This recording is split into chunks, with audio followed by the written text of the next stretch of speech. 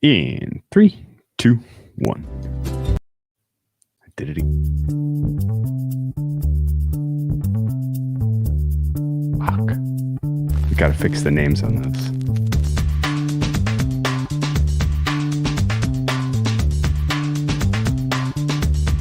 Welcome to the acclaimed podcast, The Deep Dive, featuring your esteemed hosts, Andy Monitor and Drew Dinzik, powered by BetSperts. Welcome to The Deep Dive. Live on YouTube.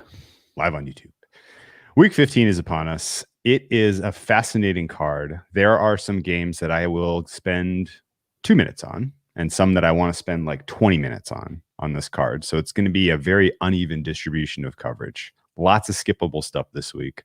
Lots of do that every week. Where was it?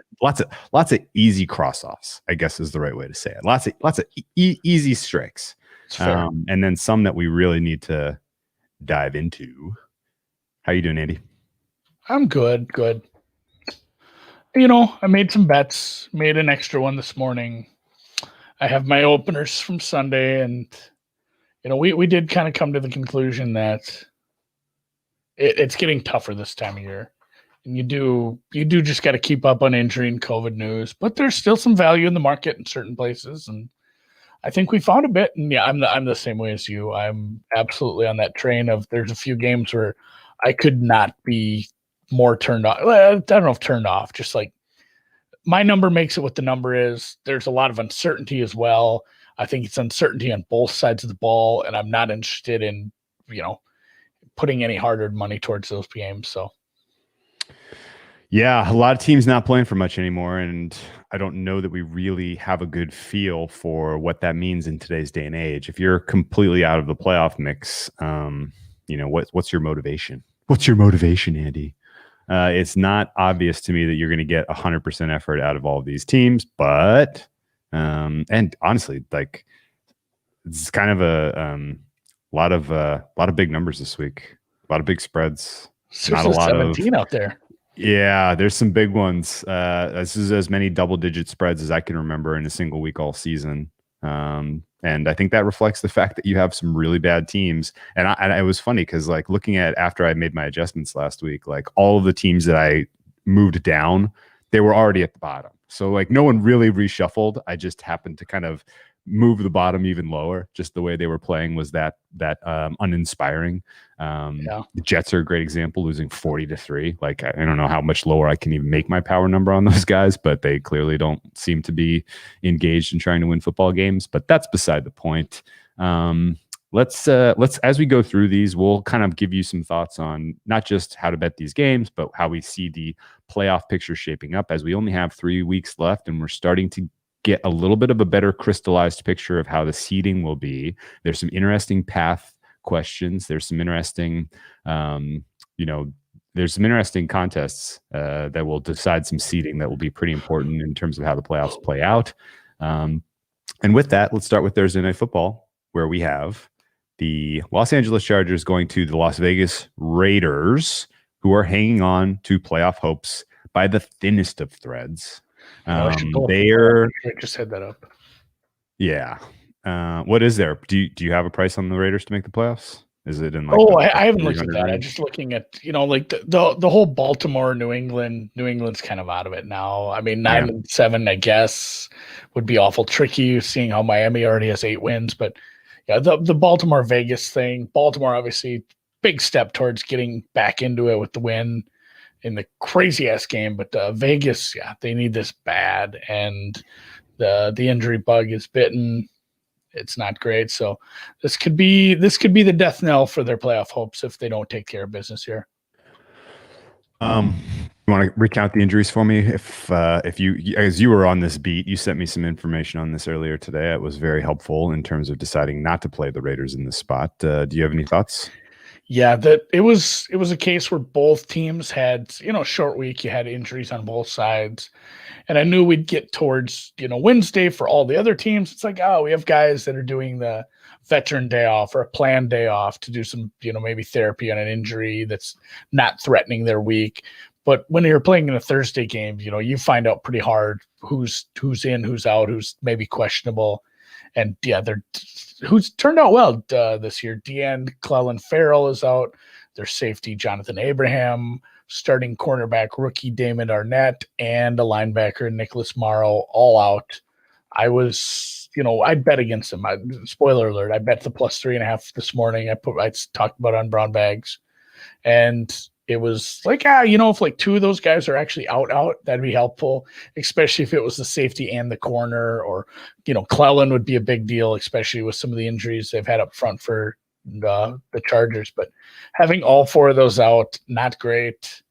And then basically everybody that I thought would be in or out is kind of shuffled out that same way for the Chargers. Like Balaga, you're not getting out of concussion protocol that fast. It just doesn't happen for a Thursday game. And then, Perryman and Adderley are doubtful, which kind of was trending that way. But Allen, Kwosu, Williams, Eckler, questionable. They're all I figured at least one or two of those guys would be out. And then Trey Turner he got injured in the game, but that was trending nice. So the injury stuff has gone my way, and I still feel so gross betting on the Chargers. Yeah. To a degree, this is a no home field. I'm giving 0 home field for this. Indoors, no fans. Same. Yeah. No, and to a degree, I feel like the Raiders' loss last week to the Colts was an elimination loss. So how does the team get up this week? We'll find out if Gruden is a master motivator or not. You're going to need a good performance to beat the Chargers.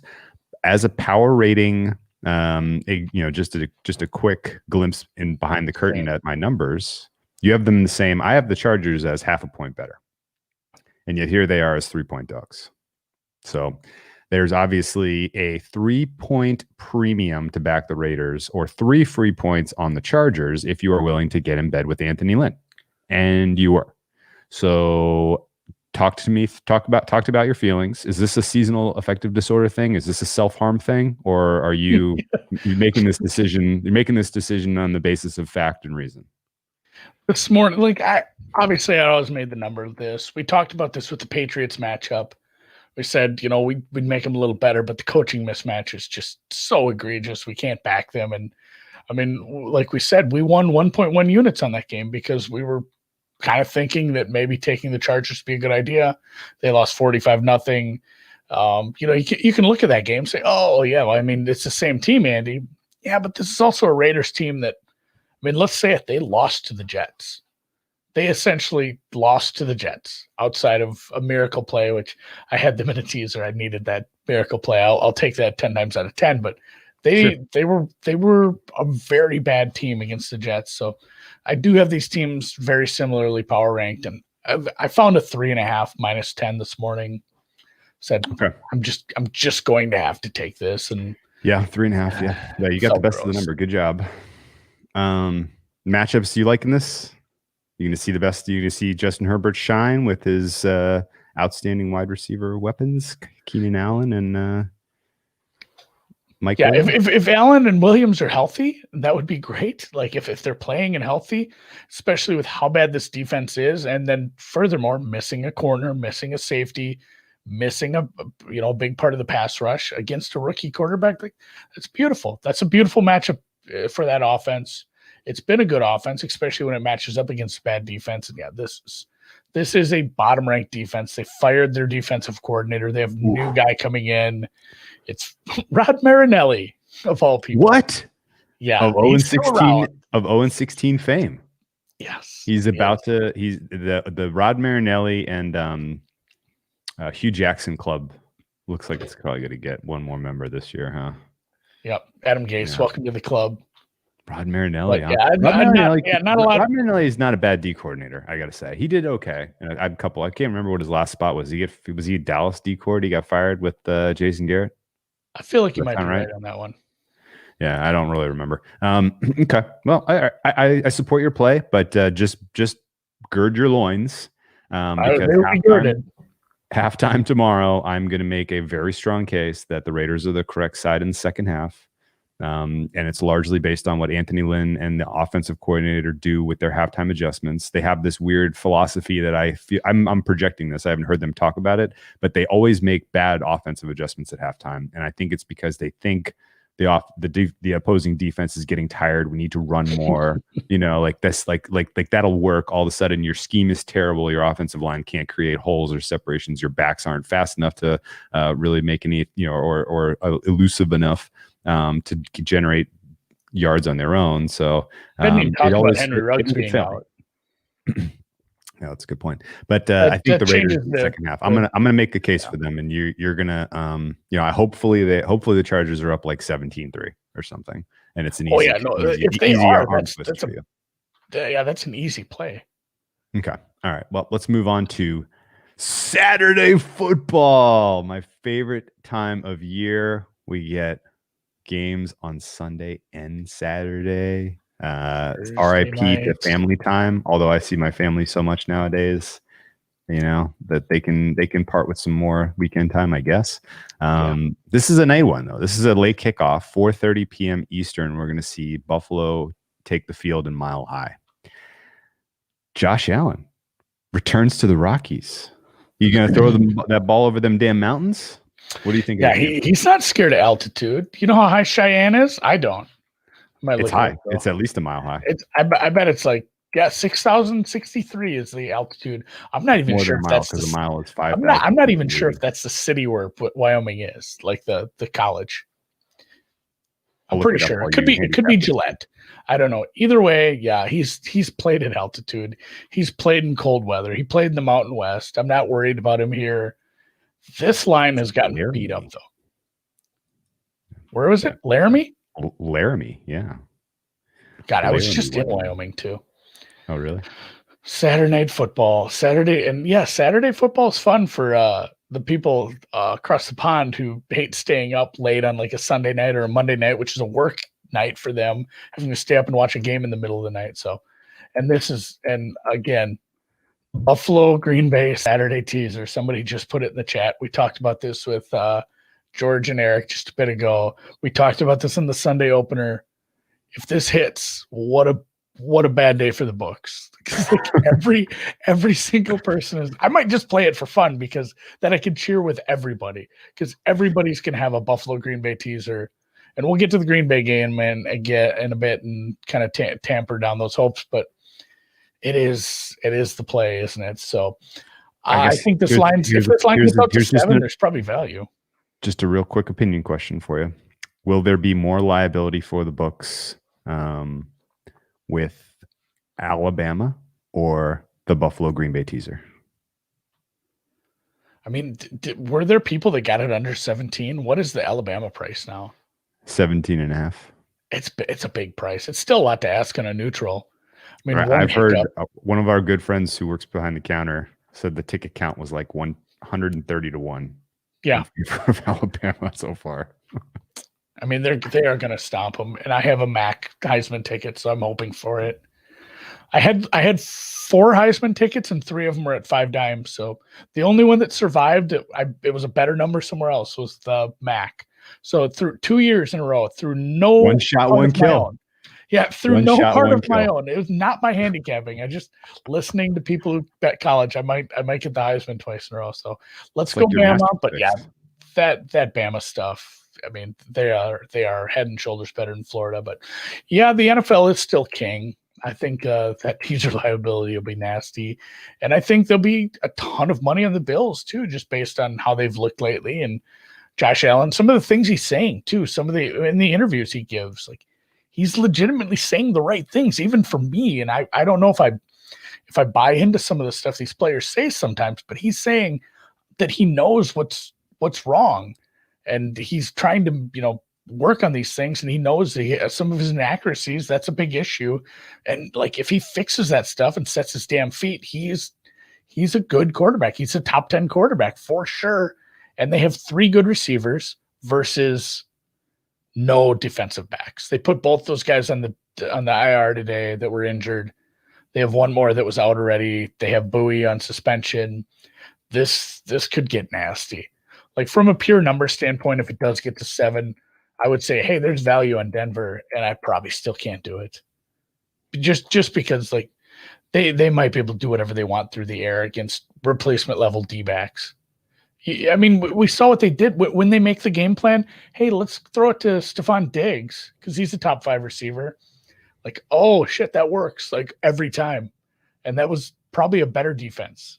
For certain, it was a better defense by a lot. Yeah, a defense that could consistently generate pressure and that has much better secondary pieces than. I mean, we made jokes about this week, right? We went through the depth chart and named the guys that Denver's going to have out there in the secondary, and it's literally guys who I don't know have receivers. I don't know if they have deserve to be on an NFL football field. Just to kind of close the loop, Laramie, Wyoming. 2.5 hour drive north of Denver. So it's in the area. This is sort of a homecoming. 7,000 feet above sea level. So Laramie was even higher than Denver. I am on the over. Did you bet the over in this, or am I alone? I'm riding solo on this. You grabbed it. I didn't. I feel dumb. Honestly, I might still bet it at 50. I don't love the buyback. I thought this was going to keep going one way. I think people are scared of just the Denver letdown spot. What they did against the Raiders, where just Locke did nothing. Locke was the FedEx Air Player of the Week against Carolina last week. He was because of what he did versus Carolina. Wow. Yikes! It might be a comeback. Is that bad of a week for quarterbacks? Weird week for quarterbacks. So I wouldn't have given it to Locke. I agree with you, and I probably will get in Jalen Hurts. You got to give it to Jalen Hurts last week. He should have been the guy. I guess he did it on the air and on the ground. So yeah, see, that's not how FedEx works. So, if we do get like Denver wins the coin toss, long sustained drive, missed the field goal, Andy's on a live over. So, I like that. Okay, Buffalo traditionally has a very, very good opening script. This Denver defense is going to be punished early and often. I think that puts Denver in a position where they're going to have to be a little more aggressive, be a little bit more pass happy. That could go both ways. You could get some turnovers from Locke that turn into easy points from Buffalo. You could get some garbage time points from Denver. I think there are a multitude of paths that lead this over to the promised land. I would still play it at 49.5. The buyback we saw from 50 to 49.5 wasn't. I couldn't really explain that. There was no news that I saw that was like, okay, yeah, I get why somebody would bet an under here. This looks like one-way traffic for me, 4 points. And I mean, you're right. Did you say if Denver gets out to 7, then you're kind of starting to think about Broncos? What's the buy point for you on Broncos? No, I'm just saying. I'm not actually going to bet it, but what is it? I'm curious. Pure number standpoint. If it gets to 7, that's too much. But again, you can say that on paper, you can say that with power ratings, but with the matchup problem with the 3 receivers versus replacement level cornerbacks, it's not something I'd be too interested in. So yeah, my number on this game is 7. I make this 31-24, 55 points. So let's go points. Ooh, we got 69 watching live. How about that? Nightcap? Yeah. Why don't you take that away? Okay. We have I guess this is the least sexy of the 2 matchups. How this ended up in the primetime spot is a little bit of a mystery to me. Carolina heads to Green Bay, although I guess you want the viewers, you want the eyeballs for Aaron Rodgers in prime, in his race to be the most valuable player in the NFL. We'll get into that in a bit, but you want Aaron Rodgers to draw some viewers on Saturday Night Football, I guess. This was a tailor-made spot for me to get involved on Carolina, and there are a couple of reasons why. Number one, I am a huge fan of Teddy Covers. He is the exact quarterback that I want to back when I'm getting 10 points or 9, 10 points, more than a touchdown. If you're going to give me more than a touchdown with Teddy Covers, and he's got his 2 wide receiver weapons healthy, namely Robbie Anderson and DJ Moore. Samuel's no slouch either. He's been playing pretty well this season. This is an attack that I think can put points on the board. And Carolina reasonably well coordinated. There's no quit in these guys. There's no tank in these guys. Matt Rule, Joe Brady.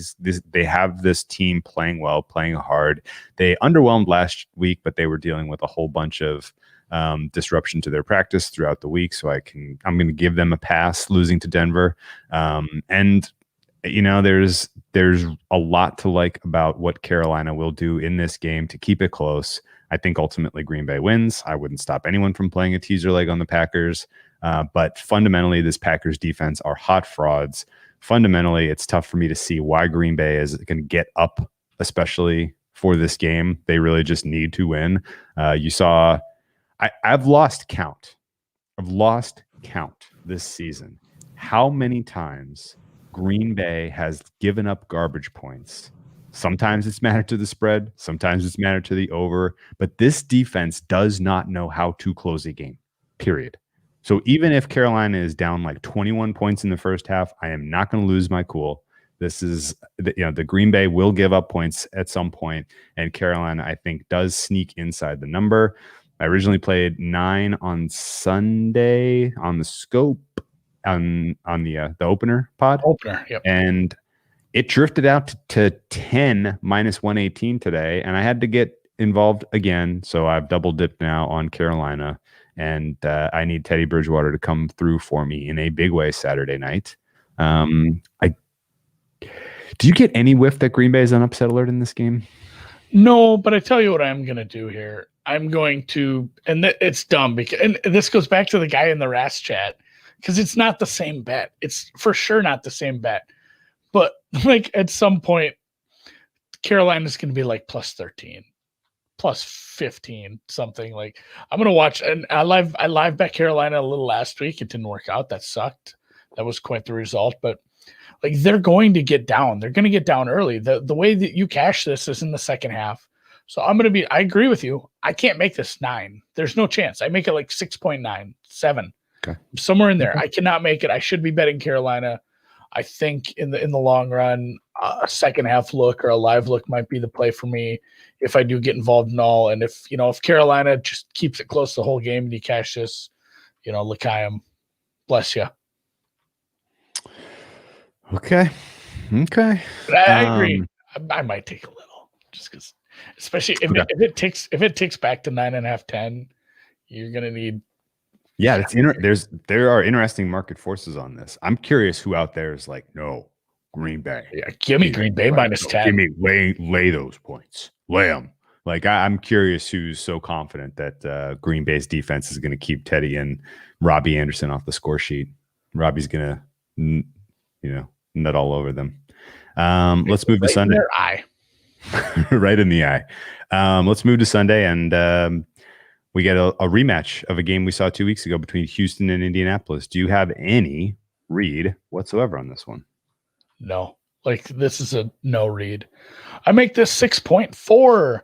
Houston maybe getting a receiver back. Indy, what's the state of the offensive lineman? You're turning one of your strengths into a weakness here. That's rough look for them. I don't have a read on this. I'm very close to market here. And that's what happens. But it's like what I brought this up this morning with someone. It's like our golf betting friend said, don't bet the NFL anymore. The numbers are what the numbers are. The market discovery's done. Just go buy more Bitcoin, which is probably good advice every week. Like just because Bitcoin went up 10% today. So you're a little, literally it's probably better, but we do this show and we have a lot of fun, and I love breaking down the NFL market and betting it. This is not a game I love to break down or talk about. Another, a rematch that I'm pretty much on market with, and I don't know what I'm going to get from Rivers. If Rivers stays clean, this is a defense that can obviously be beat the fuck up. Look what the Bears did. So, they made Mitch Trubisky look like a franchise quarterback. What's the current line? We're pretty much markets on 7 right now. Mm-hmm.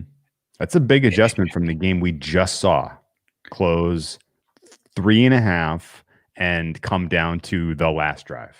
It feels like this feels like didn't the market just tell us that the price should be this, and now what? Huh? I know we've switched venues, but home field advantage is worth like 2-3% at the most nowadays.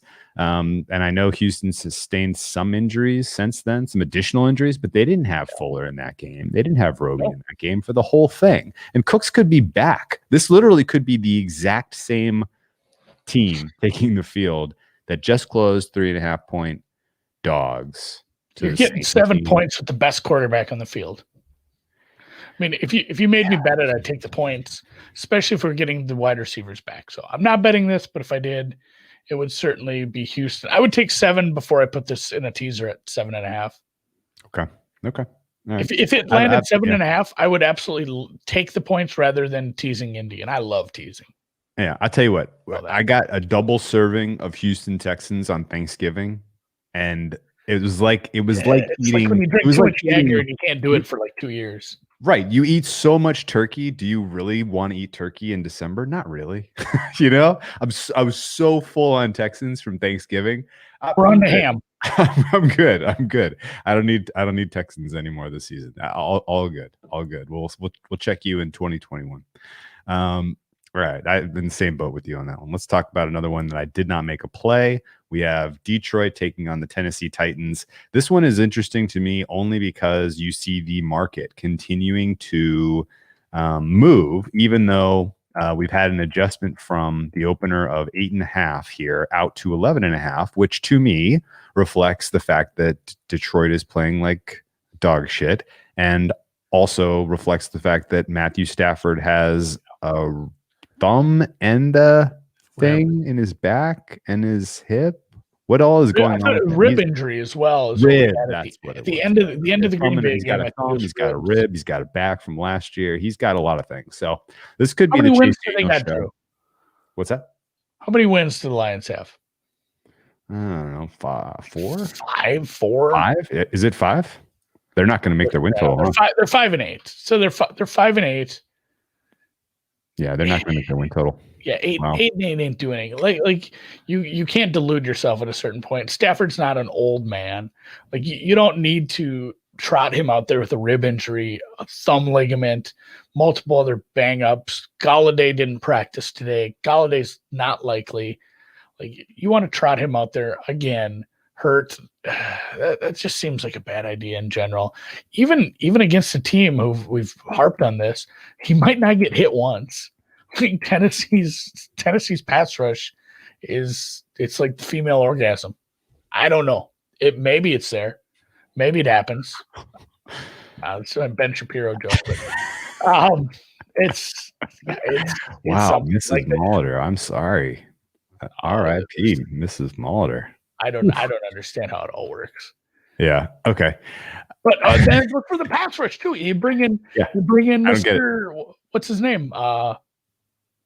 I can't even think of his name. That's how ineffectual he's been this year. You're talking about Clowney? He hadn't played very much. Clowney hasn't played very much. Landry's been a bust. Rivic Beasley they signed and he didn't even make a start. He stinks. They lost Jarrell Casey, and that because they lost Jarrell Casey in free agency to Denver. He got hurt early, so we haven't seen him much. So he's kind of out of mind. But apparently, that was a very, very important part of Vrabel's scheme in terms of how he generated pressure. Because in his absence, they have gotten nothing. And their secondary is not good enough to sustain coverage for long periods of time. We've seen this over and over again, most recently when Baker Mayfield lit this team on fire. And honestly, if this was a Detroit team with a healthy Matt Stafford and a Kenny Golladay and a Marvin Jones and a Hawkinson, TJ Hawkinson, if this was a full powered offense with the Darrell Bevel vision of aggressive play, I'm probably taking Detroit to win outright, maybe, because Tennessee is not a favorite that you can back confidently at all. But I think Kenny Vaccaro is still not likely. I don't think he practiced. And again, it is just Wednesday for that goes. But I mean, Saf. I don't think Saffold practiced either for the other side. But yeah. Kenny Vaccaro didn't practice today. So yeah, if you had the weapons healthy and Stafford's healthy, he's absolutely lighting up this defense, because this is a defense that can be lit up. Go ask Baker Mayfield. Yeah, I know. And it sucks that nothing there. Nothing on that offense is going to get it done right now. So the points are Galladay pointing towards Chase Daniels. Chase Daniels without Kenny Galladay, I don't expect much out of this team. Detroit. I mean, honestly, this could be a little rerun of what you just saw last week, where Derrick Henry runs amok because Detroit can't stop the run. And maybe the Lions get 10 or 13 points here, and it's probably an under game, but 51.5 is, if Tennessee flexes a little, they might get to 40. So I don't think I can realistically play this under. And honestly, I just Tennessee just win, just continue to win, please. Do not blow this AFC South lead, please. I think they are not in line for a clinching scenario for the playoffs, as far as I remember. But as I tried to pull that up, some stupid autoplay video was annoying me, so I had to close it. I don't think they can clinch this week. They are 9-4, and yeah, it's just too tight. It's just too tight. They could easily find themselves out of the playoffs if they drop this game. So please just win. Tampa Bay, Atlanta. You got a feel for this one? Another tough one, man. These are tough games. Yeah, that was bad luck for Rojo. He had the little, was it pinky? Everybody's hurting a pinky. That happened to literally all these injuries are pinky injuries. Happened to Gordon Hayward today. But yeah, it was like a finger surgery or something along those lines. And then he got COVID at the hospital or something. So he got put on the COVID list. That's not a good look on Wednesday afternoon. That doesn't seem helpful. This is another one where I'm pretty much on market. I don't know where you make this one. I feel like we just talked about this too. Yeah, 5.8 apparently. So it's 6. I'm fine with that. I'm fine not betting on Atlanta games the rest of the year. I just want to have a nice holiday season. I don't think there's anything wrong with that. I don't have a strong read on what Atlanta's doing. Obviously they have the interim head coach situation. They have Julio in and out. Really poorly coordinated offense. Yeah, and the offense just can't seem to figure things out. They chargered last week. Both teams tried to charger. They threw complimentary interceptions at the end. And then if you charger against the Chargers, maybe you should be an auto bet against next week. And I don't do that. But Tampa's fraudulent in a few ways, but they're clearly a few steps ahead of Atlanta. Just a lot of points to be laying on the road, and a hard avoid for me. I'd lean Tampa in the under, which is when I lean favorite and under, I probably just don't bet the game. Yeah, that's a very wise strategy. And there's a good question about Tampa's defense here in the chat. It's what's Eric's guy? Bowles, Todd Bowles? No, the cornerback that's they have one. Oh, really Dean? bad. No. Oh, no, the bad one. Oh, the bad one. He's got 2 last names. Oh, okay. Yeah. I'll tell you. Somebody might say it here. I mean, he's getting picked on repeatedly. Yeah, and it's Bunting, Murphy Bunting. Sean Murphy Bunting is legitimately a problem, and you might be able to pick on him and get some points, but at the same time, the Falcons' offense can't seem to figure out simple concepts like that. So, yeah, it is Bunting getting picked on, and truly, I don't know. Maybe Winfield might be one of their best defenders. He's a rookie. Yeah, they have gotten their pass rush going. Jason Pierre-Paul, nice little renaissance down there. He's been involved in a ton of plays. Yeah, we got to keep an eye on Winfield. Make sure he doesn't do anything awesome down the stretch here, because he's currently 3rd in the defensive rookie of the year rankings. It's Chase Young with the bullet right now at -185. It's Jimmy Chin after him, and then Winfield 3rd, I think, right now. One of the great guy, sports guy from that I chat with, a sports broadcaster. Banners froze, I guess. What's that? The banners froze. We're having that banner freezing problem again. That wasn't on us. Oh, okay. Yeah. Thank you. Yeah. That was not on us. A sports broadcaster, a guy I chat with, Femi, he brought it up yesterday. Is there still value on Chase Young, -185? Before we get to the Washington game, I just wanted to spring that on you to see if you have any thoughts. So we'll circle back on that when we get to Seattle, Washington. But it's a very interesting question. And do you remember Antoine Winfield in that was it Fresno State? That we were in Vegas and it was overtime, the Minnesota game. And I think it was Fresno. Everybody else had the other team. They'd bet it, and it was overtime, and they threw that, and it was a touchdown pass. And Winfield came out of nowhere and picked it off to end the game and just crushed those people. That Gophers team won 10, 11 games. They weren't even that good. It was a fun year for them, but yeah, he legitimately has a career out of him. He might be a star in the making. Yeah. Hopefully next year. Yeah, I think I agree with you. The right leans here are Tampa Bay and the under. Actually, no, I would lean Atlanta, but just based on the numbers. But again, I'm not getting involved here. But I do think the under is the right look. Let's move on down to New England, Miami. Is this the traditional New England goes down to Miami in the winter and poops their pants spot? Yeah, I know, but usually the team is good when they do that. Right. Like, that's where I'm struggling with this. Like, usually it's a good New England team. Like, oh, they're trucking, they're going to win another division, and then they run into this weird low spot when they go to Miami late in the year. And usually Miami's not good in this situation. Like, they're middling, or they're a struggling team trying to figure things out. So I don't know. Shoe on the other foot. Yeah, the shoe maybe have switched feet. The turns have tabled. The turns have tabled. I'm not sold on Tua.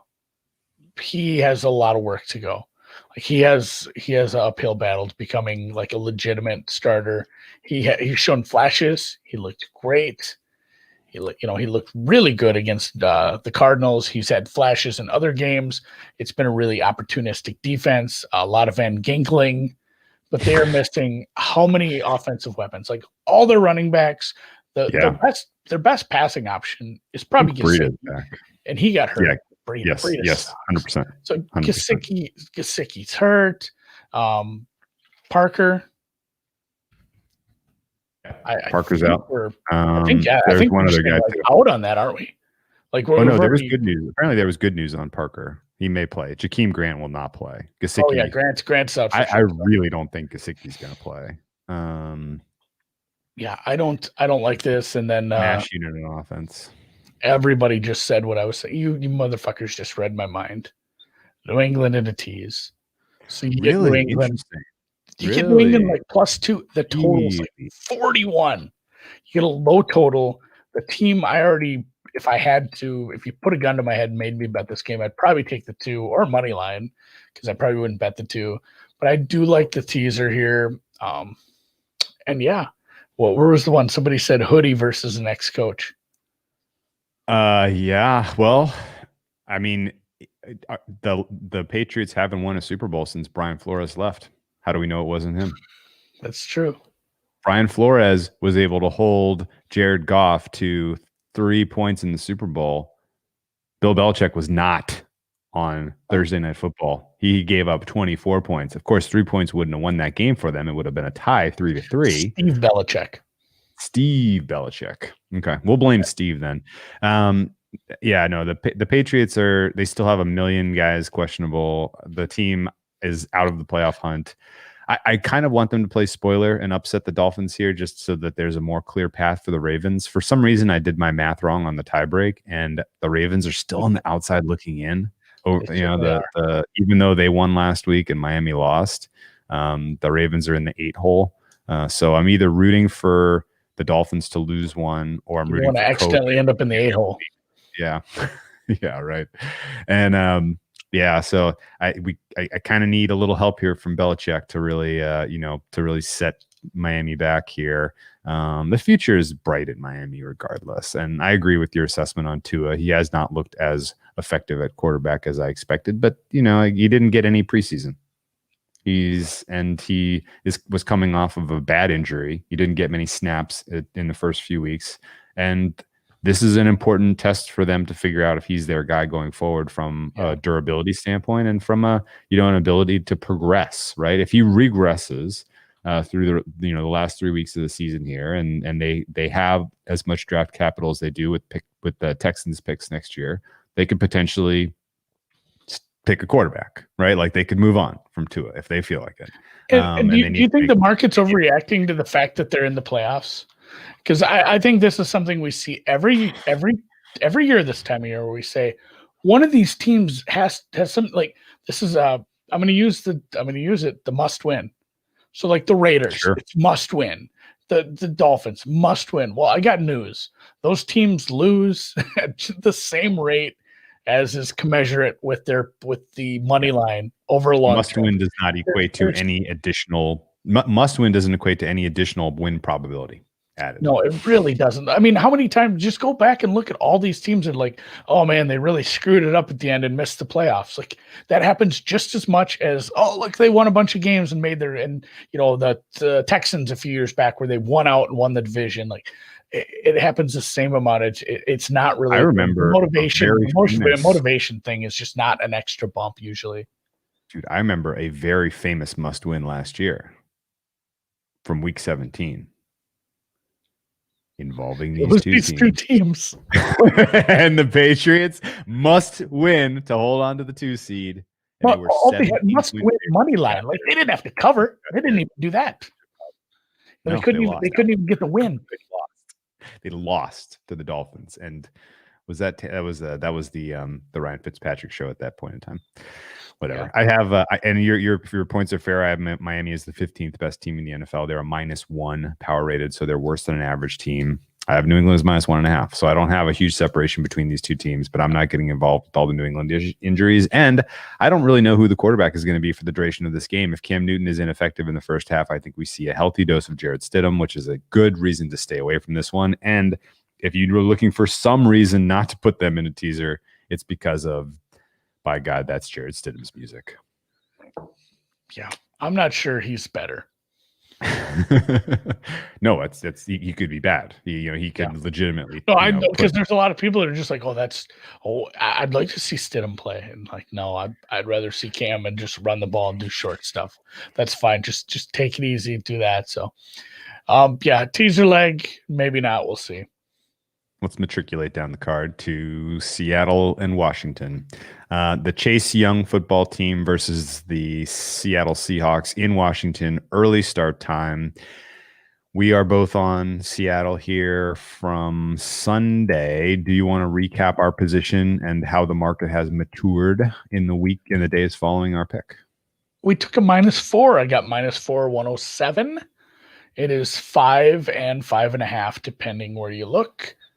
You can still get a 5. I don't actually hate that because although somebody on Twitter did make a case that 5 is becoming more common, which is true, but it's still not a terribly important number, especially when you compare it to 4. And where I have this number, I would think it's fine either way.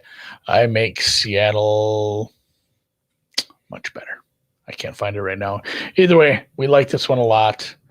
This was I don't know, I don't want to say mistake. It's not a mistake. They open it where they open it. We just disagreed with the number. Happy that it's moving our way. And I think and I hope that the coaches who we don't love a lot are smart enough to know that if you can take this pass rush out of the equation, you should be very easily beating this defense. Like, it is what's important that you take the front 7 out, beat the secondary. You have the receivers to do it. Don't let Russ get cooked. And I think we should be fine. I love Seattle here as much as I love Washington. I love what this pass rush is doing. We love Chase Young. He's been electric, but big step up in class here, even at home. It's a potential playoff preview, by the way. This is your 4 or 5 I saw that. And the injuries today too. So like it would be in Alex Smith did not practice today, and neither did who's the guy with the toe injury? Gibson. Yep. Gibson turf toe is still bothering him. Interesting. Yeah, those linger. I don't even understand what a turf toe is. I have to look it up. Okay, so with Alex Smith in as quarterback, my power rating for Washington is -3. With Russell Wilson in a quarterback, my power rating for Seattle is +3.5. So I have a 6.5 point gap between these two teams. It is very tough for me to square why 3 was a fair look ahead or why 3.5 was a fair opener. Like you mentioned, we got 4 because I was a little asleep at the wheel, recapping the amazing action that was week 14. Missed 3.5, but we got a good 4. And I think the fact that Seattle has prepared for San Francisco and their aggressive pass rush with their monsters on the D line in recent memory is a good analog for what this Washington defense is, right? The carbon copy, the similarities between Washington 2020 and San Francisco 2019 on defense are spooky, right? They're coordinated similarly. They had similar, just blue chip, round one badasses all across the front seven and kind of weak secondary, right? Some places you can pick on them in the secondary. And I think the game plan here, even Seattle having lost having lost some important pieces on their offensive line, you got to keep Russ mobile. You got to get him move him around, keep him on the run, give him the opportunity to extend plays, because DK Metcalf, Tyler Lockett, these guys are going to be able to get wide, freaking open downfield. And Russ still throws one of the best, if not he's probably the second best deep ball after Mahomes across the entire NFL. And he's going to hit some home runs in this game. They're going to get some points real quick. If Washington can't get him on the ground, which Russell Wilson's shown an ability to be elusive that way, right? He's slippery. And he's what? He's slippery. He's slippery. Yes, he is. He's very slippery. Yeah, he's just a slippery little guy. And yeah, I think Seattle's getting into the 30s here. Period. Even though Washington football team, the defense is good, and Alex Smith is not good quarterback if he plays. Dwayne Haskins is like a 2 or 3 point downgrade from even what Alex Smith's level is, which would make this game on the other side of a touchdown for me. So I don't exactly know what the betting market is seeing here, other than this isn't a great spot with Seattle flying east and playing early, but they've been home the last couple of weeks. They're not really it's likely going to be Haskins. You think it's going to be Haskins? I hope it's Haskins. I really do think it's going to be Haskins. That's just, I can't jive with this number still being like 5.5. So yeah, no, no disagreement at all. And it's I don't know why you put Alex Smith out there with an injury to his lower leg, the same one that needed all of that surgery. Like, this seems like a bad plan. At least the Washington football team under Dan Snyder doesn't have any history of putting guys with really bad leg injuries back on the field to forever end their careers. At least that, right?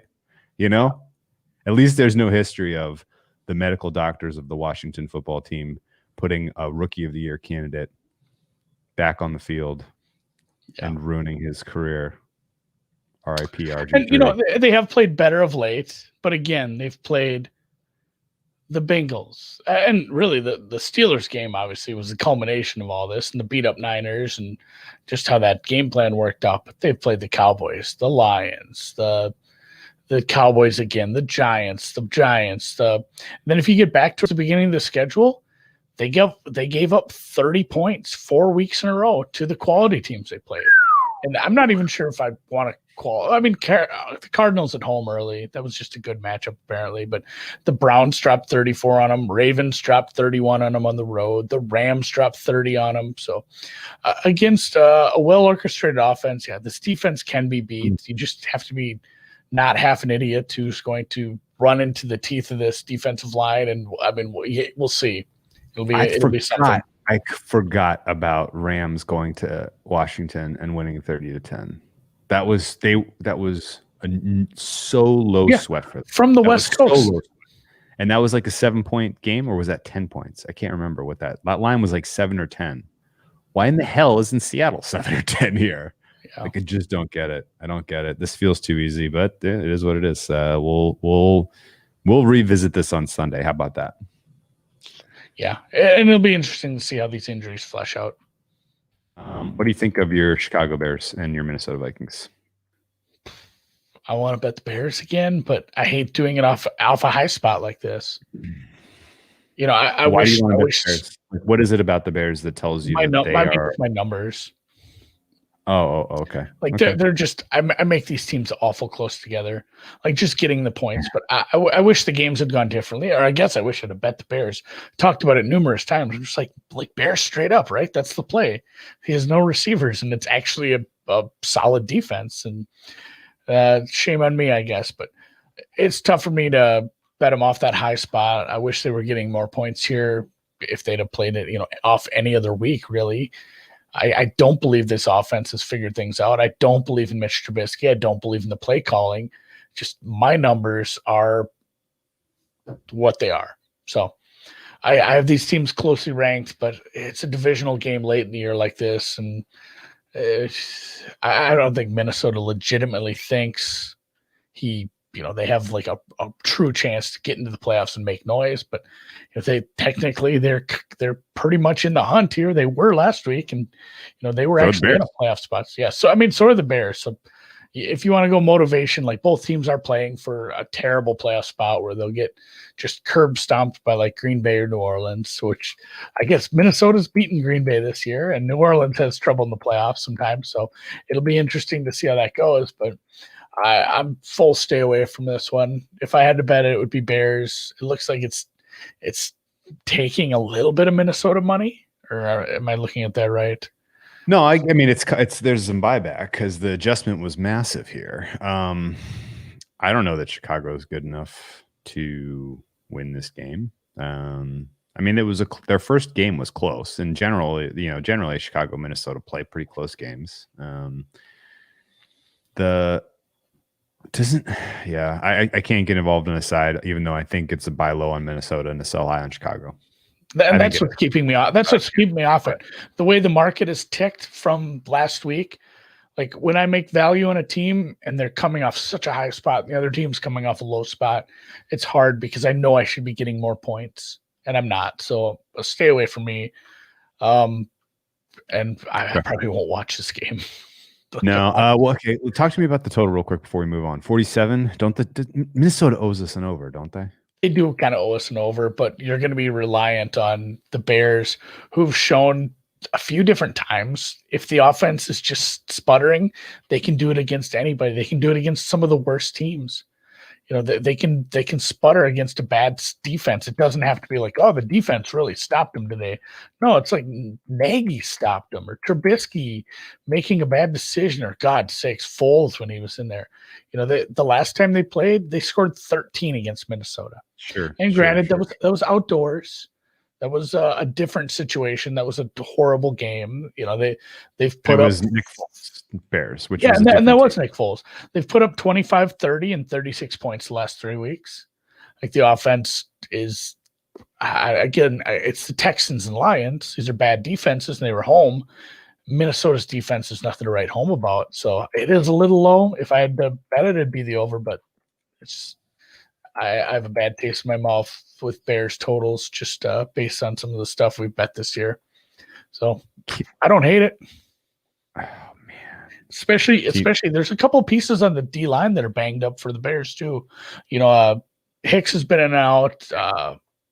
Mack has been in and out. I know they're probably healthy now, but people who are injured like that tend to get banged up again. If they're not getting to Cousins, he'll score.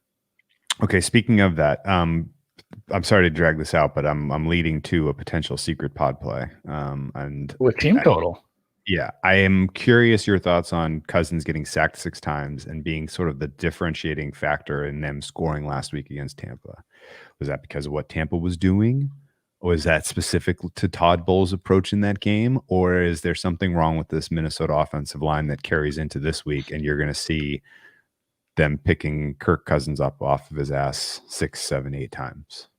And that is another reason. Just all year, I've harped on this, and for numerous years, Minnesota has made no attempt to bolster this offensive line. Like they've made a few. You drafted a center here, and you drafted a center there, and we've gotten a guard. But it's like, man, you need to actually go out and make the Trent Williams deal. You need to do something like the Texans did and trade for Laramie Tunsil. Like you put this much money into a quarterback who can be good when he's not on his ass, and you just we'll bring in some rookie centers a few times in Elflein and Bradbury and things like this, and it's just not enough. So this offensive line can be beat. It can be beat by a good pass rush, and especially when you get down in the closer, the red zone. You saw Minnesota sputter on offense against Tampa when it got closer to the end zone. I think that's probably what you're going to see again. That's another reason why I do like the Bears here. It's, on the other side of the coin, like if Hicks and Mack and everyone's working and Kirk's under duress, I worry about the total because Minnesota bottles it. So yeah. Okay. So what about such a stay away game for me? What about Chicago team total over? It's going to be like 22. Mitch Trubisky, man, this is his revenge on the whole city of Chicago. He's taking them out of draft position for a good quarterback. I know. They're just going to sit there, and then they didn't do his 5th-year option, so they're going to pay the guy instead, and they're just going to stay like 8-8 like for a decade. Tragedy with a comedy. Yeah, it's a little bit of both. So I don't love it, man. Okay, all right, moving on down. Yeah, let's talk about the last. Is this the last of the morning? This. It is. It's the last morning game, and it's not really worth spending more than 2 minutes on, other than to say, any reflections in the afterglow of that Baltimore Cleveland game? I don't have any opinion on this Baltimore Jags game. You're going to be Minshew versus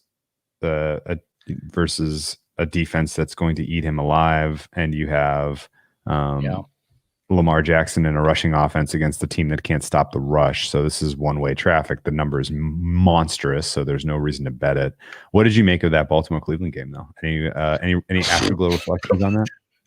I mean, we talked about the motivation factor, must win all this, and I mean that's where they were. If they would have screwed that game up, and there was multiple times where it's like Cleveland's going to win, it's like they might have been out of the playoffs. That would have been a hard loss for them to stomach. And I mean, after getting the win, driving, getting that touchdown, and then driving again to get the Tucker long field goal at the end, I mean, Lamar has to just feel an immense sense of relief. Like he's got to feel 5 pounds lighter. Just has to feel great right now. So I'm trying to make poop jokes. So like 3 days later, like that was such a game, and Twitter was lit. So many poop jokes, and it was the best game I've ever watched. And I'm going to say that every year when there's one of these games. It's like the Rams-Niners game where it's just ping-ponging back and forth. But when he came, it was 4th down and the backup quarterback got hurt. And then he comes running out of the tunnel like it's WWF. That was so unbelievable. I watched the end of that game 3 times now. I just watched like the last 20 minutes. It's so awesome. Yeah. I mean, even the Cleveland drive to answer was awesome. Like the everything about that. Yeah, I didn't even. I wanted Tucker to miss that too fast. I wanted overtime. I wanted more. We could have done a whole hour breakdown of that. Man, that thing was. I could have had more. I don't know if there is like a letdown off that, and if there is a letdown, at least you have the safety net of playing the Jacksonville Jaguars. I'm not weighing points at home. The fact that the Jags can't stop the run is a massive problem, especially going up against the Baltimore Ravens. So best of luck to you, Jaguars. There were a bunch of Ravens who didn't practice today, defenders, Campbell, and a handful of other guys, but it is Wednesday. They played a Monday game. They played a long-ass they were out on the field against a ton of offensive plays. Like I get that giving those guys a day off isn't the end of the world for them. No. Their availability. Marquise Brown on Hollywood Brown on the COVID list. Yeah. See that? Well, yeah, all the wide receivers on the COVID list. That's the other thing too, which is like, do I care? Like you still have Mark Andrews and all those running backs. Like it's still just Jacksonville. No way am I laying these points. In fact, I would probably look at Jacksonville in the back door here. Just it's kind of a getaway, whatever you want to call it. Like skate through this, save the good plays, just run the ball, win this game by 10, and never, like a never in doubt 10-point win. I can't believe this total's actually this high. I get it that Jacksonville's defense is bad, and Baltimore just put up that many points. But boy, I don't see that kind of game script where Baltimore doesn't want to run up and down the field. Like it could be one of those where there's 30 points at halftime and this game goes under kind of games. Yeah, I mean, we know. I mean, Baltimore, they have the runs. Yeah, they do have, and that's the thing. They do have such a good running game where they can just pound that. They can pound the rock. Yeah, it might be a bad. Like this might be a bad game to watch. As good as that other one was. Oh my god. Yeah. I guess a question I really have, the if you're Baltimore, they have taken a little bit of the running plays for Lamar out of the playbook in games where they haven't needed them. Don't you think you might do that here, or you just can't? Yeah, I'm not looking to get him hurt against Jacksonville. Okay. No, for sure. Yeah, just Dobbins, a lot of Gus, maybe a few easy runs. I love watching these guys. I'm such a fanboy for Lamar Jackson in space. It is the coolest thing to watch on a football field. And the fact that he's back doing it and the potential that they could get into the playoffs and do it for the, do it against, some playoff teams with the same kind of stakes that we had on Monday night is so exciting. I cannot wait. Let's move on down the card. Remember that safety? We'll take time on that game. Which one? At the end of the game. Oh, why'd you have to bring that up? If anybody's listening, there's some people with some PTSD on this who plus 3.5. Just prayers up, guys. That sucks. Yeah, man. Although it teaches you a valuable lesson. 3 is not as valuable as you think it is when you have a game with 90 points scored. This is true. There was a lot of points. It's that was my takeaway at least. I absolutely leaned to the under in that game. Like I'll say it out loud. I thought that would be an under game. The weathermen were wrong. The weather diminished quickly, and the thing too was it wasn't like we had two quarterbacks that were just slinging it deep. The first 9 touchdowns were running touchdowns. Yeah. No, it was such a unique game, such a great experience. I will never forget it. Never forget it. Let's talk about one that is forgettable. And actually, I'm sorry. This is the last game in the early side. I didn't realize that this was an early kickoff. That's how sad we are about the state of the Dallas Cowboys nowadays. San Francisco, early kickoff in Dallas. Another one we played Sunday. We got by far the best of the number. This is one of the better CLVs. We sold points related. This is one of the better. We could have played this at a pick'em. Yeah, that's right. And this was not injury related, and yet now it's 3. And my read on the market is you have Kyle Shanahan coordinating an offense to attack a Mike Nolan defense, and you have Robert Saleh no longer. I don't know if he ever was. And maybe he was at some point. I think a lot of these coaches were a good coach, good coordinator at a certain time. I don't know if it's maybe it's the coaching staff in general, the culture that you have down there, being under McCarthy, it's not working out for Nolan. They overpaid Jalen. They have a couple pieces on this defense that are legitimately not only overpaid and bad, but like legitimate liabilities. And I mean, we've seen it time and time again. This Dallas defense can be picked apart by the right offense. You can say what you want about the injuries to the Niners. I don't care who they trot out there. Just such a wild coaching mismatch. Yeah, Shanahan, you have Robert Saleh coordinating a defense to go against Andy Dalton too. Yeah, don't hate that. And yeah, they lost. They just lost to the football team. We talked about this just now. That's a tough beat, I guess. Alex, I gotta give it to Alex Smith, man. He did, especially in that one game, his foot was like bleeding. 100% the defense making plays. That was Chase. No, for sure it's the defense, but he's still he's serviceable somehow. He's a serviceable starting quarterback. Did you think Chase Young at -185 is a fair play right now? Oh, we're getting to that. ROI. -185. That's a lot. What's the implied on that? I mean, you're talking 61%, 65 or something. 185. So you're talking 1 divided by 1.54 is 64.9%. Do you think it's 64.9% likely that Chase Young wins it? God, probably. I mean, I made it 80. Winfield would need a pick 6. Or a strip sack fumble kind of thing, a couple flash plays. You think anyone in media even knows Winfield as a rookie defender in the Tampa Bay Bucks? And I feel like I know it just because I live here in Minnesota and I watched him play for the Gophers.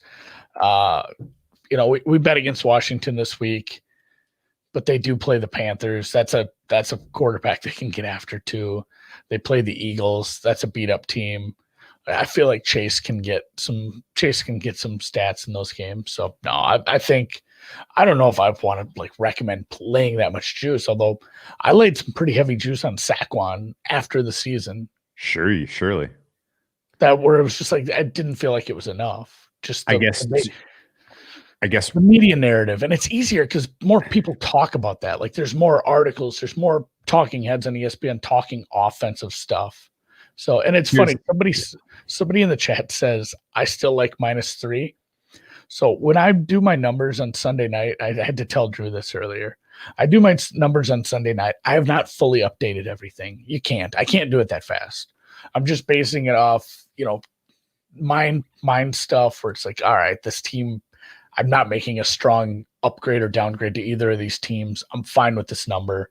Or even if I did upgrade this team, I'm still fine with this number. When I'm grabbing openers later in the week, Monday, Tuesday, or in this case, Wednesday, because I've been busy, I get all my numbers put together. I weight everything, and I come up with new power numbers. And then I click over to the other tab, and I see exactly where, I would make all these games. And my biggest edge for this week, and I've said this a bunch of times, I'm on market with this. Like, this is a -6. I make it right around 6. My biggest edge is still to bet the Niners out of any of these games at -3. I still make this like 5. I love that. I love it. So, I mean, I don't hate this at -3 still. I think it is a big mismatch in a few different ways. The other thing about the Chase Young, just to close the loop on this, I agree with all your points, by the way. If the Washington football team makes the playoffs, game over, baby. That's it. Yeah. Right? So winning the division helps the narrative a lot. Probably wins it irrespective. But if they are a playoff team that wins the NFC East at like 7-9 or 8-8, like that is game over. Let's move to the afternoon. How's that work for you? Dig it. Let's talk about the Jets and Rams. What's that? You take it away. Jets and Rams. So the Jets are a football team. In the NFL. Used to be the Titans. The Rams defense is number 1 in the NFL. And they are matching up against the Jets offense, which is number 32. How's that going to go? Not super good. And not only that, on top of everything, you say like, oh, yeah, Andy and Drew, you don't have to tell me the Jets are bad.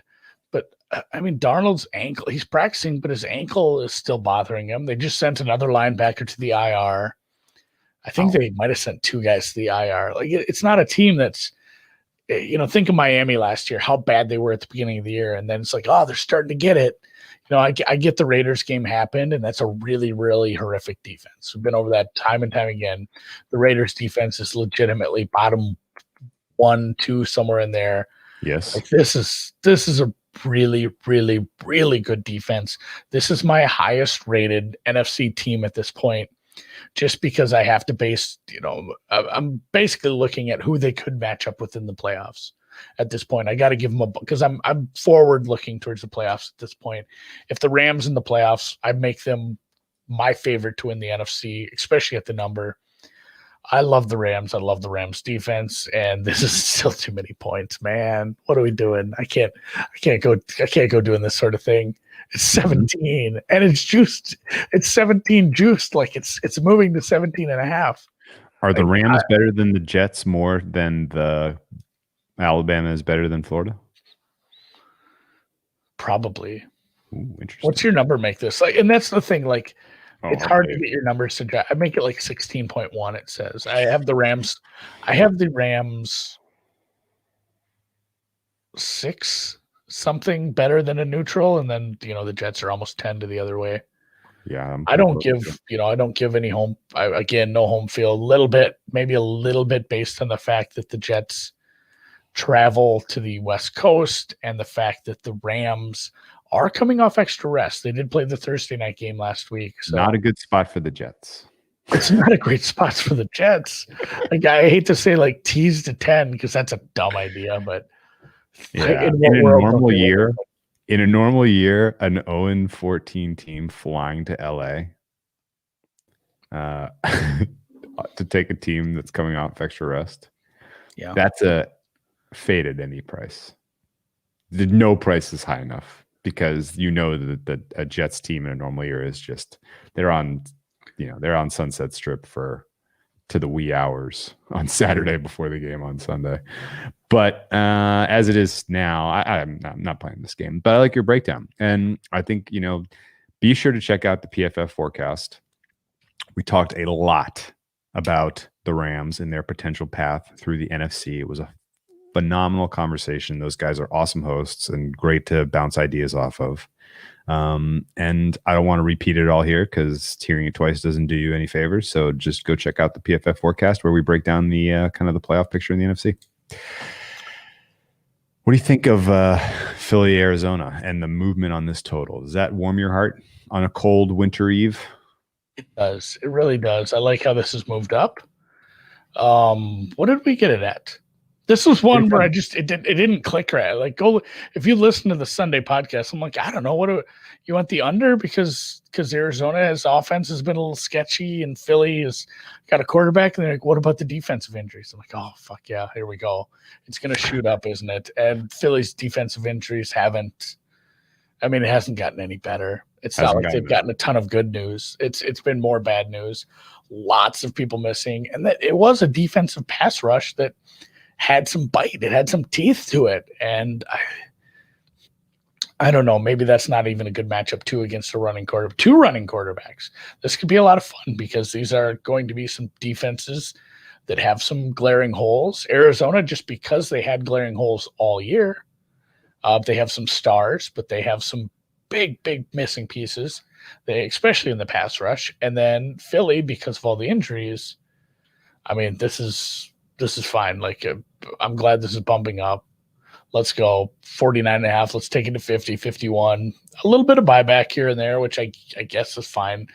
People like to take it once it gets to 50, apparently. But what do we get? 47.5? I think I had 47. I'm gonna have to check my ticket, but yeah, 47.5. It's a good play. Oh, you know what? It was 47.5. I think we were talking about the value of the half point around 47. Yeah. Okay. The main handicap here is that Arizona, they've underwhelmed offensively the last handful of weeks, even against the Giants, scoring 26 points, covering with gusto. That was an underperformance by them. They left a lot of points on the field. They can do better, and they're going to do better because there's no one on this Philadelphia team that matches up with DeAndre Hopkins. There's no one on this Philadelphia team that matches up with Christian Kirk. There's no one on this Philadelphia team who can cover Dan Arnold. Kyler Murray has reincorporated some aspects of the rushing attack, and that makes their offense exceptionally dynamic. Philadelphia has not covered running backs well this year, and now they lose, some of their young, impressive D linemen who are helping them get to this point. I think that it is an awful lot to ask this Philadelphia defense to keep Arizona under 30.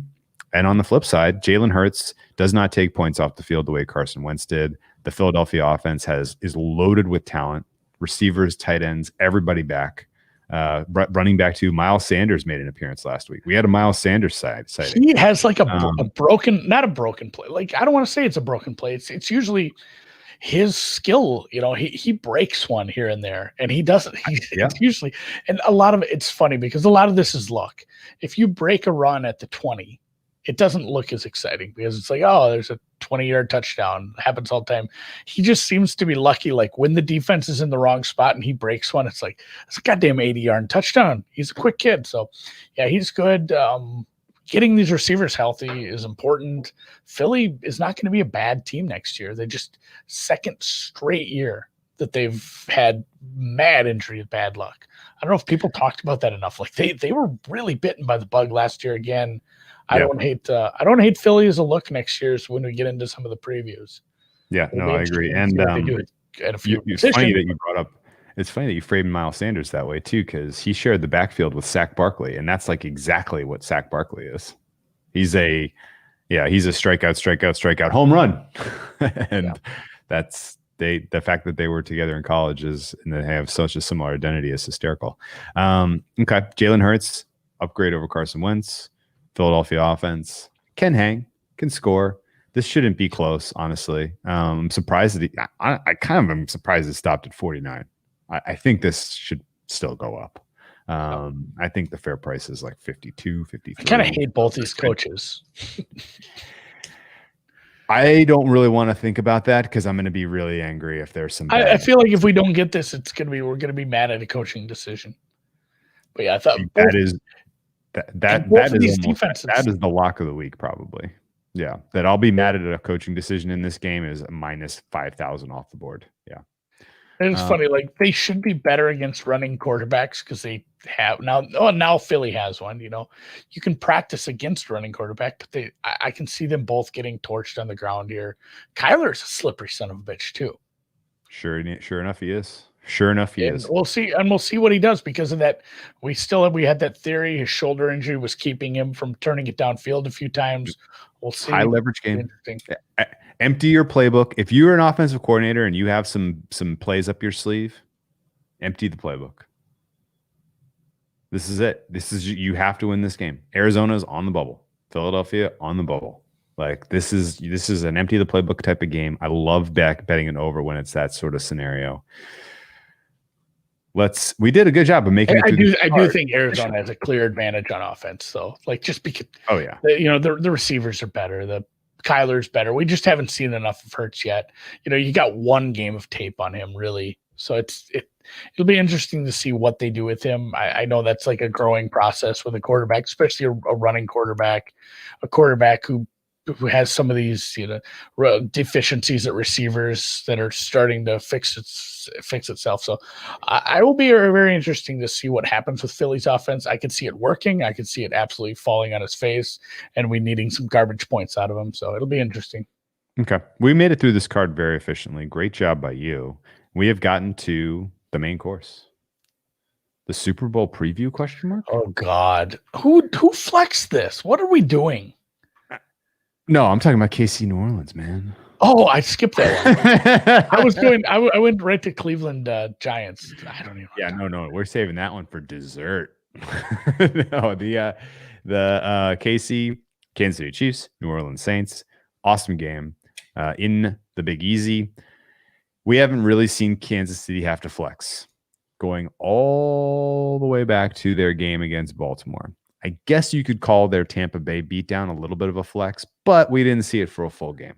They just flexed. No. They flexed a little. They didn't cover that game. In the back door. They let Tampa Bay in the back door. They play down to their opponents, but they have such a spectacular scheme and weapons. And Pat Mahomes is on another level as a quarterback that I cannot help myself but think Kansas City picks their number in this one, which brings the entire handicap back to the New Orleans Saints offense and how many points they can score. I'm not here to listen to you talk about how great New Orleans defense is. I'm not having it. They got gashed by Jalen Hurts last week. They've played some bad teams, bad quarterbacks in the weeks leading to their awesome ranking. And they're missing pieces too. And I think Kansas City gets to 30 here, even if they have a B game, I think they get to 30. So the entire question is, can New Orleans get to 28?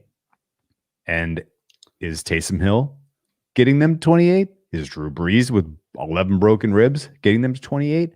And who out there is pushing this number so favorably to give you a cheap price to back the better coach, question mark, the better quarterback, exclamation point, and the team that has a much higher ceiling, in my opinion.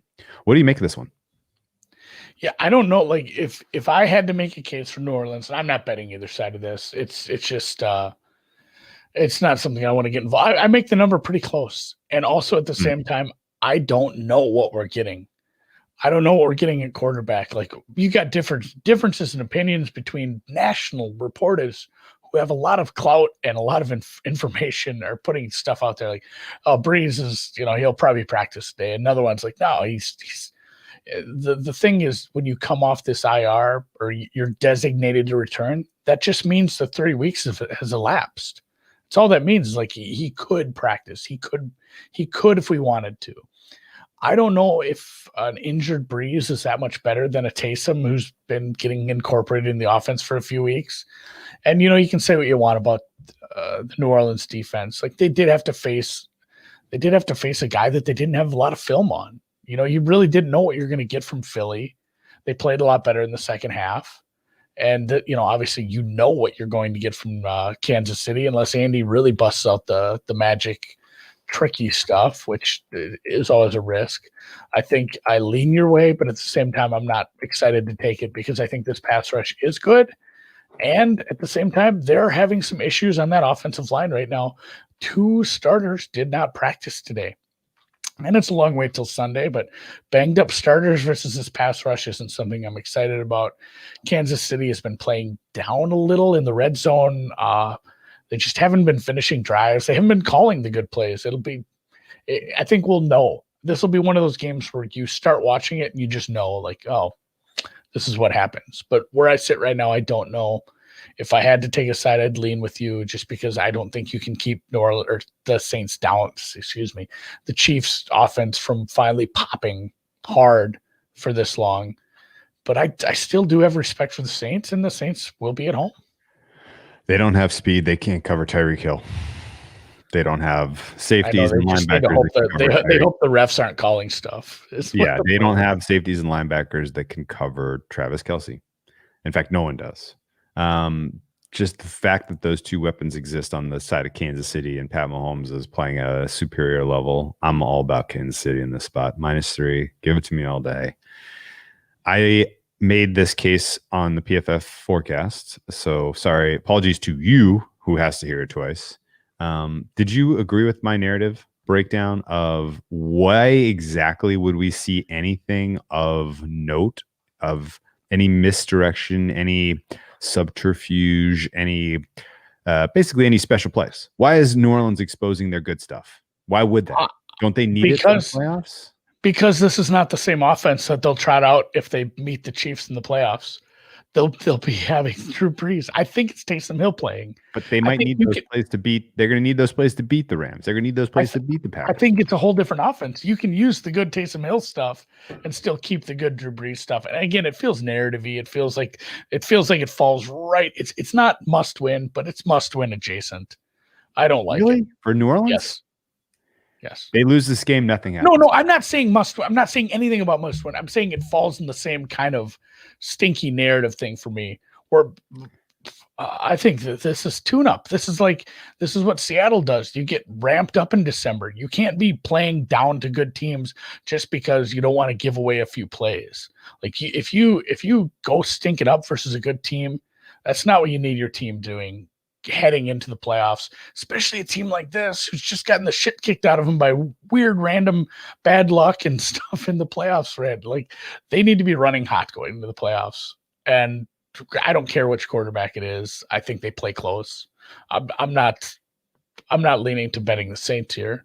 If I did bet the Saints, it would be straight up in a total this high, I suppose. But I think there might not be a lot of field goals. I don't know about this over, but it feels a titch low as well. I think if what I'm saying, Kansas City offense finally pops, that defense still has issues outside of the pass rush. What's their team total? Which one? Kansas City. Let's take a look, see. And someone keeps bringing this up, and there is something to be said for this. And granted, this is tricky to see it happening, but like if Green Bay wins the game, then you kind of know where you're sitting. It's awful hard. No, that's my point. That's my whole point.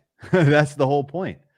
There is no consequence for New Orleans coming out and literally just nailing it on every. I know, but it just feels like you don't see that. Like teams don't tank. Like teams don't. It reeks of like the tanking thing. The team total for the Chiefs is 27 - 20.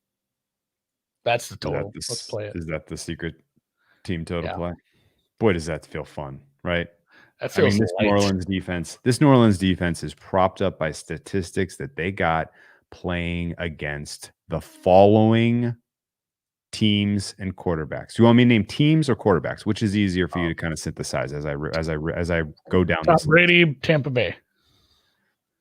So if you go back in time to the bye, which is when you can take a sample that the Saints defense was number 1 in the NFL. Okay.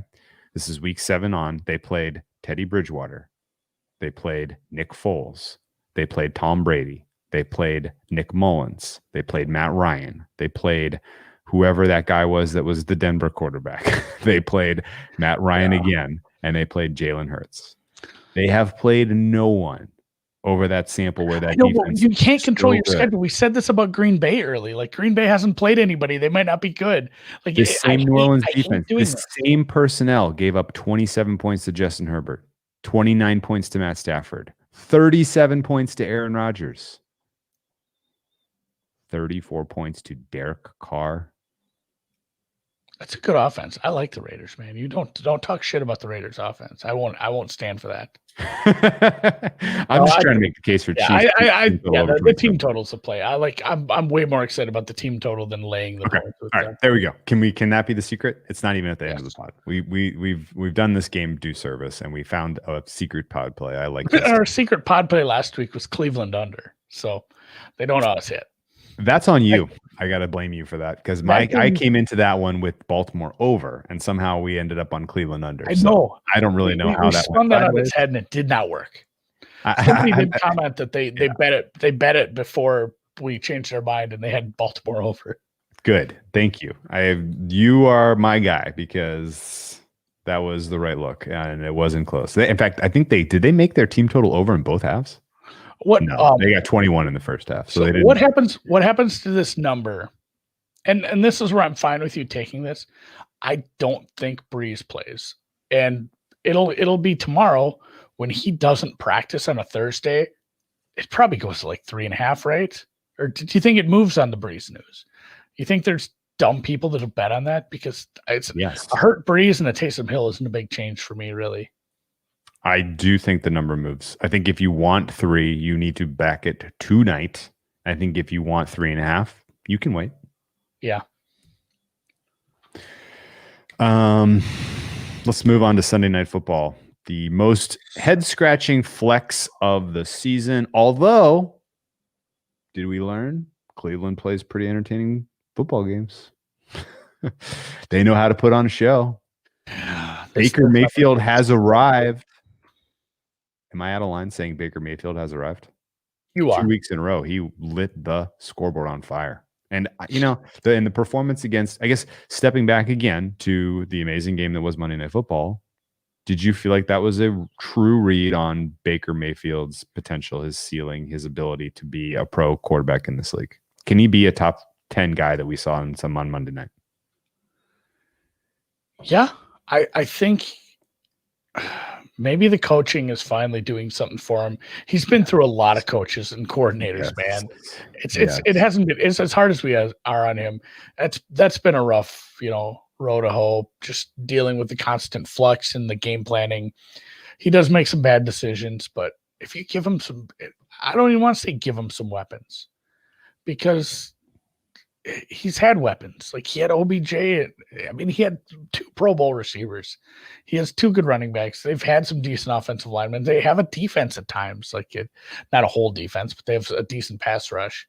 Like this should be a good team. And somehow they absolutely got curb stomped by a couple teams this year. So I guess that was hopeful. But again, we've seen this before where he plays well and, then he just doesn't.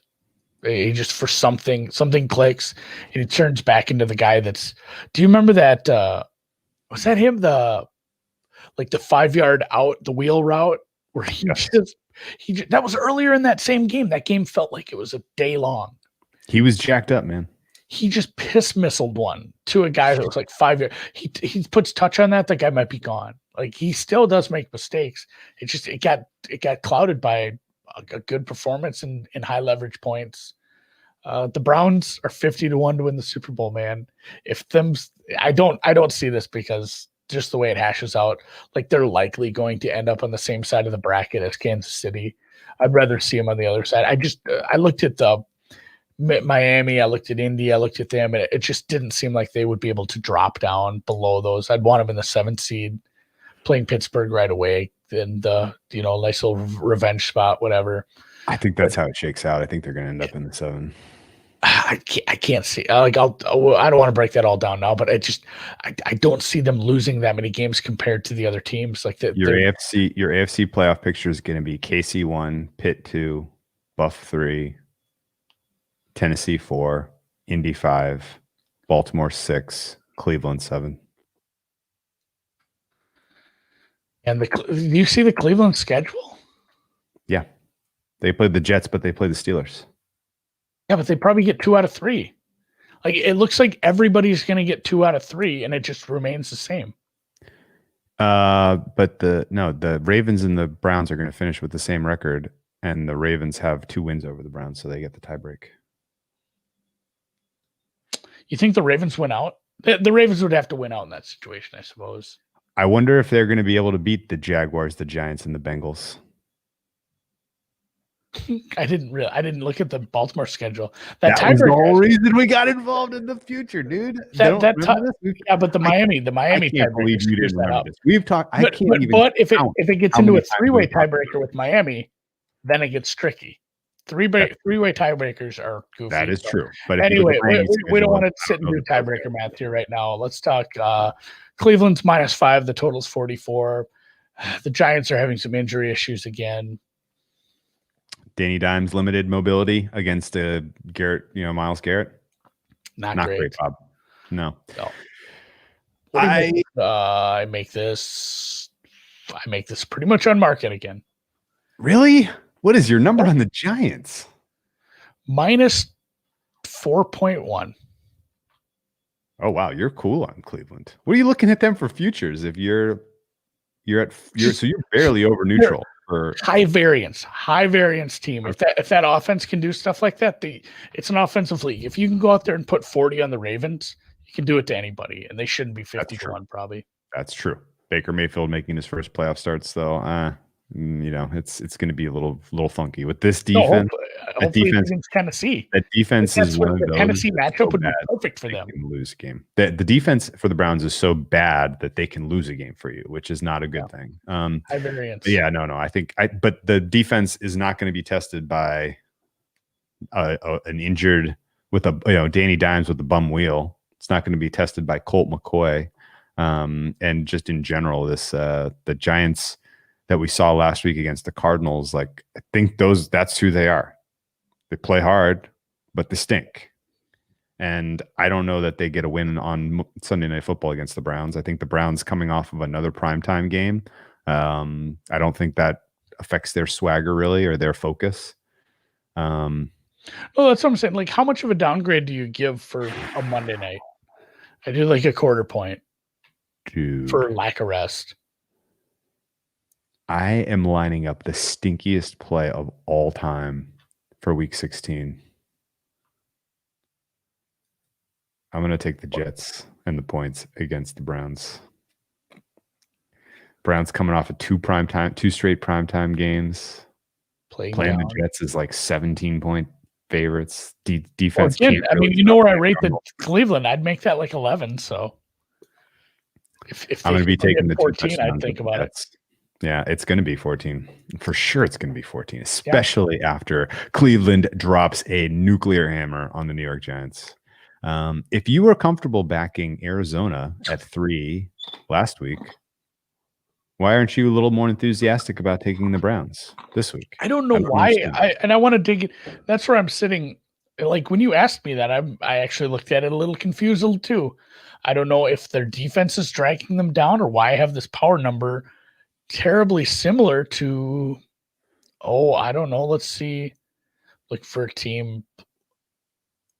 I don't know if I have somebody right in their range. I guess it's funny. They kind of sit in, like, I have them a titch lower than Arizona.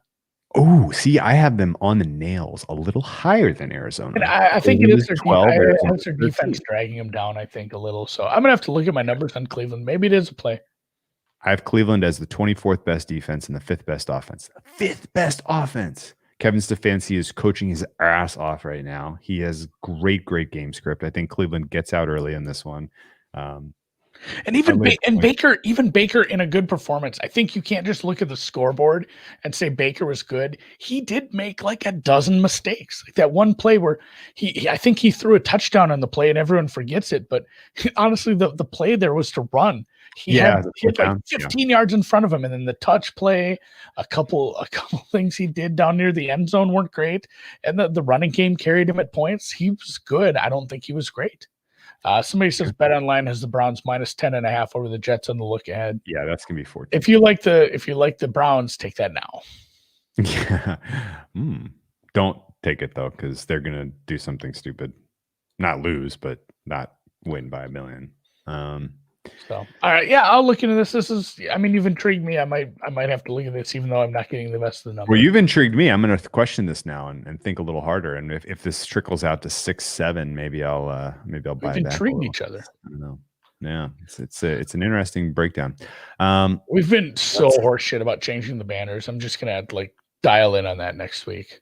Okay, yeah, next week I'll do the times, you do the banners. How about that? Okay, it's a good deal, right? Banners are new. This is like the second or third week, man. It's really hard, guys. It's hard to juggle all this and make. We need a producer. We're looking for an unpaid intern. Are we? No, I don't want to do unpaid intern shit. Yeah, we'll wait until we have enough. Well, I feel shitty doing that. Yeah, same. Pittsburgh, Cincinnati, Monday Night Football. Boom! Change the banner. Big number. Bang. Boom! I typed in the time. Look at me. The culmination of, I mean, the Steelers doing what they did the last 2 weeks apparently isn't going to matter for the division now that the Browns weren't able to get an exciting game under the belt. That was anybody's game at the end. That felt fun. This is a clincher. Right? They clinched the North with the win.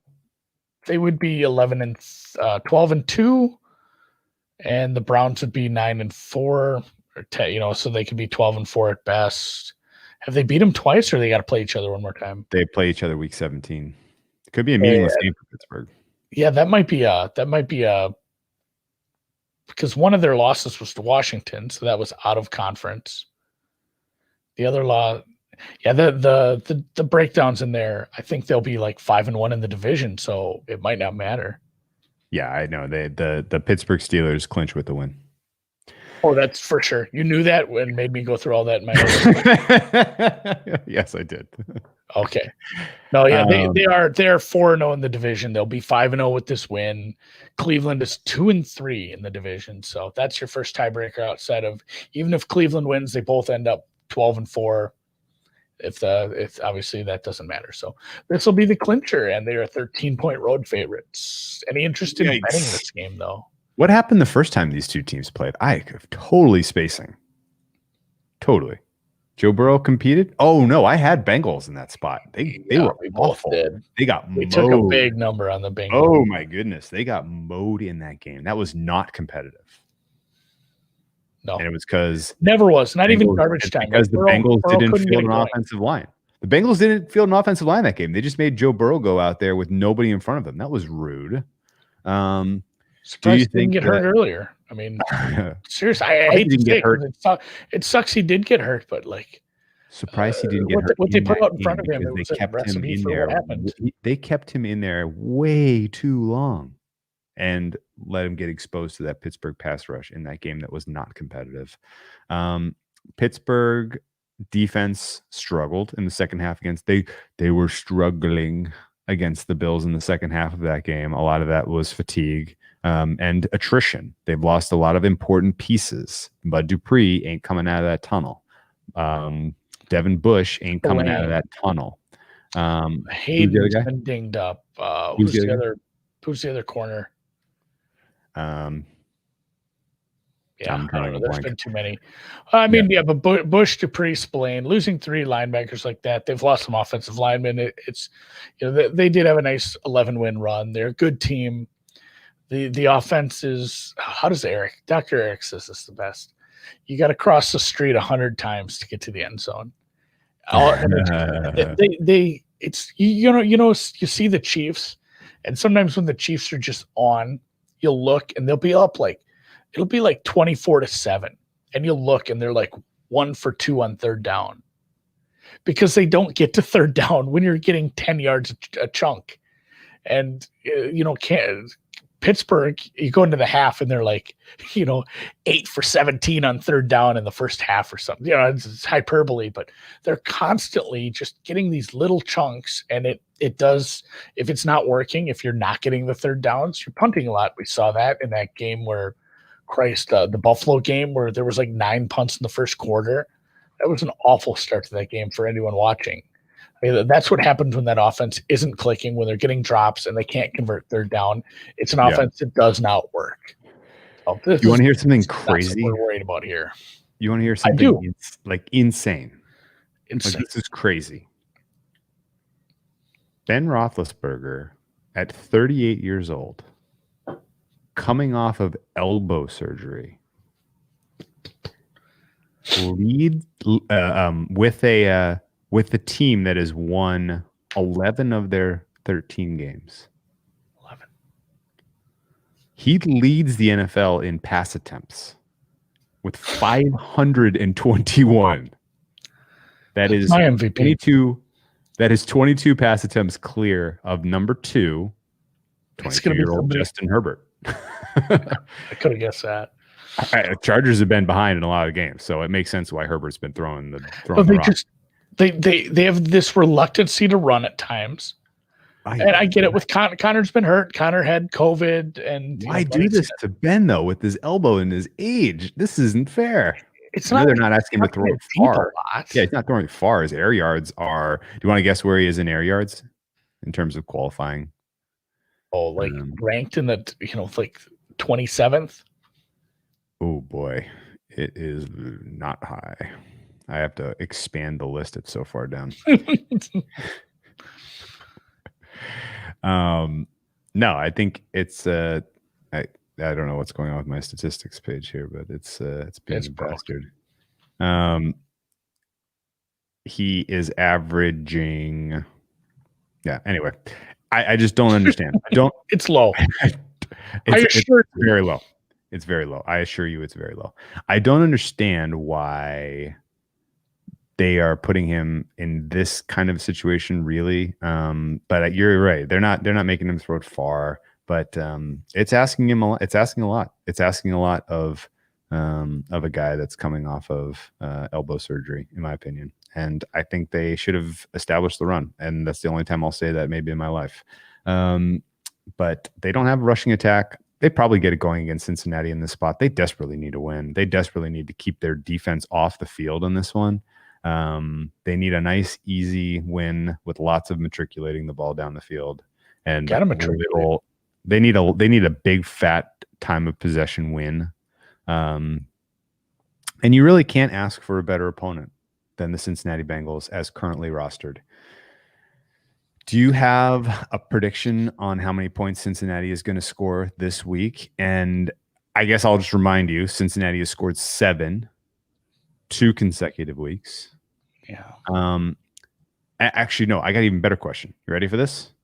I do. Line for me. I need a money line price. I need a money line price on who scores more points between the Bengals and the Jets in week 15.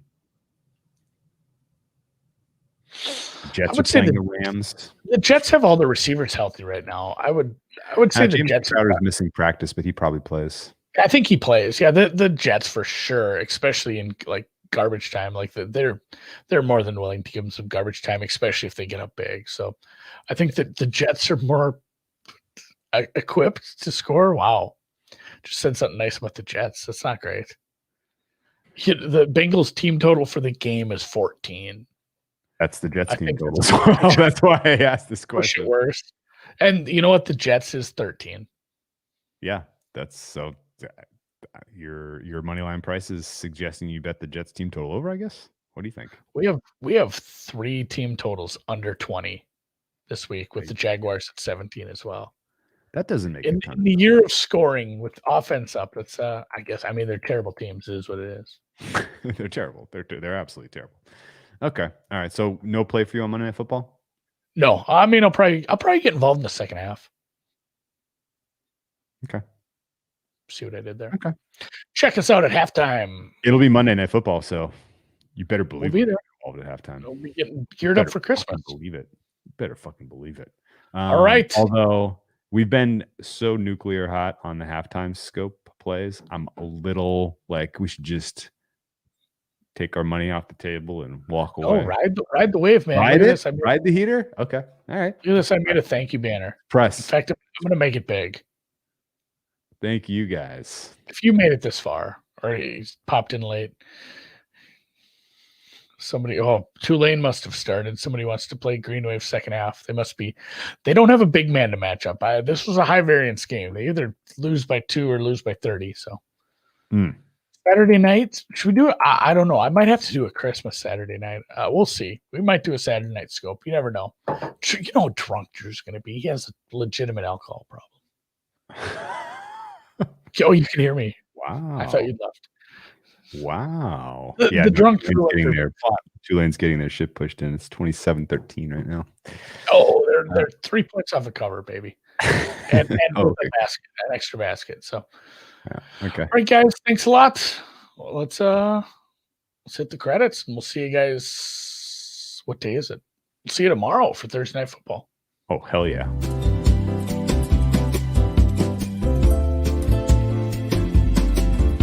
Do do do do do do do.